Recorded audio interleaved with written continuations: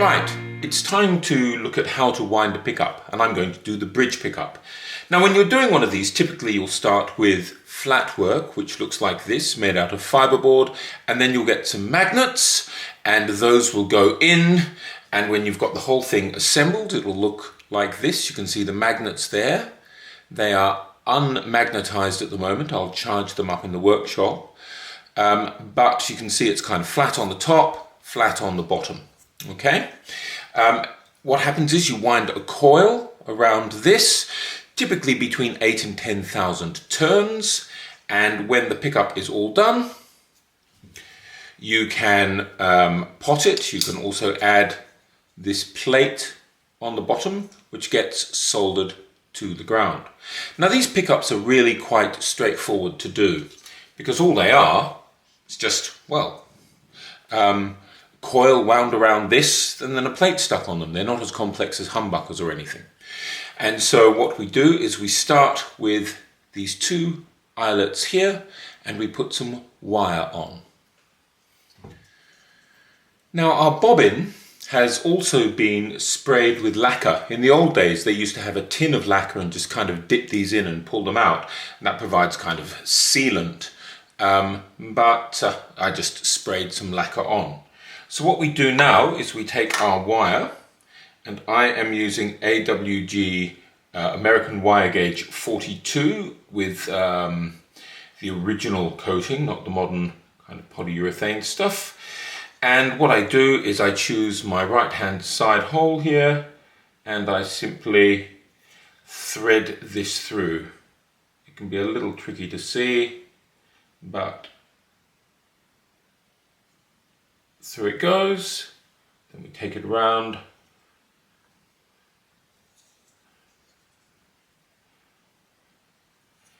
And do that once or twice more. There we go. And that gives us a nice mechanical connection. Then we simply solder here. Right, soldering time. Heat things up. And just a little.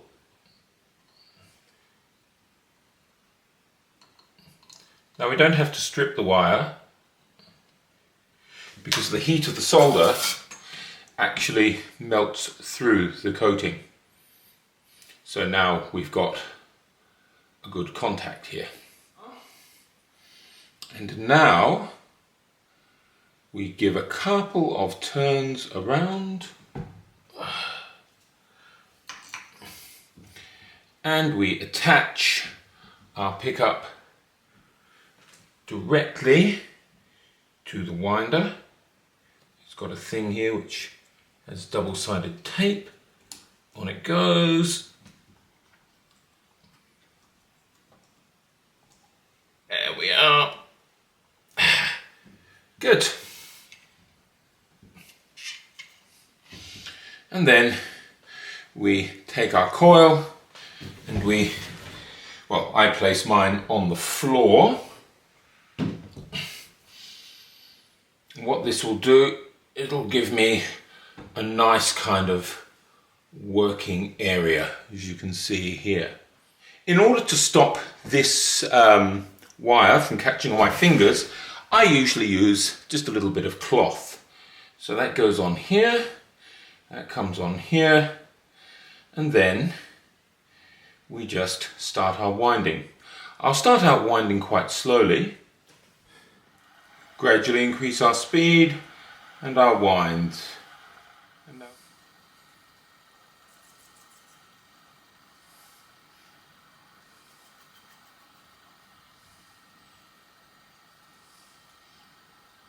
Right, we've got a coil now, about 9,000 turns on there. Now what we do is we can finally break off our wire, and this time we run it through the other eyelet. Alright, it's time to attach our leads. For this pickup I'm going white on the right and black on the left. So these push through from the bottom, and then we'll do the black one first. what you do, very simply, push back the wire. You just push it back with your fingers, and then that gets poked through here and simply bent over. Let's move this down so we can see that more clearly. So we've got our black lead bent over through here, and our pickup wire is also there. We then take our friendly neighborhood soldering iron and simply solder that all up. Now traditionally these pickups are covered with string, but I've never really liked that. I prefer to use tape, and so this is a basic fabric tape. I think it just offers better protection, and around the coils we go. Now it's time for our base plate. This is traditionally made of copper, and we solder it to the bottom. Originally these were made of other things, but copper proved to be the easiest when it came to soldering. There we go. We prime that, and then we get just a little bit of raw wire. In this case we can just chop off the end of one of these leads, because there's no way we need all of these leads, of course, and just pull that out, pull out the core, and that'll give us some raw wire. There we go. Lovely. And then we simply solder that down. And then we simply put this on here and attach it, in this case, to our black lead. So we put that in place over where our black lead is, and again with a little bit of solder on it goes, and this becomes our ground. And now it's time to set up for potting. Now you can see the base plate is moving around. When we pot the pickup, we actually want the base plate to stay in place. It will do so naturally because of the magnets, but for now what we do is we take these screws, we take off the rubber tubing, and we simply put them through. They'll come out just as easily without any problems. The wax won't damage them. So you can see our base plate is essentially clamped to the pickup here. There we go. That's exactly what we want. And this is the wax we're going to use. This is a mix of beeswax and paraffin, but you'll notice it's black, and that's because it's kind of infused with carbon, which is the way that Fender used to do it. Now it's time for what we call potting, and that is basically taking our completed pickup and dipping it in wax and cooking it there for a while. This will seal the coil and protect the wires. I'm doing this on a stove. I've got a double boiler.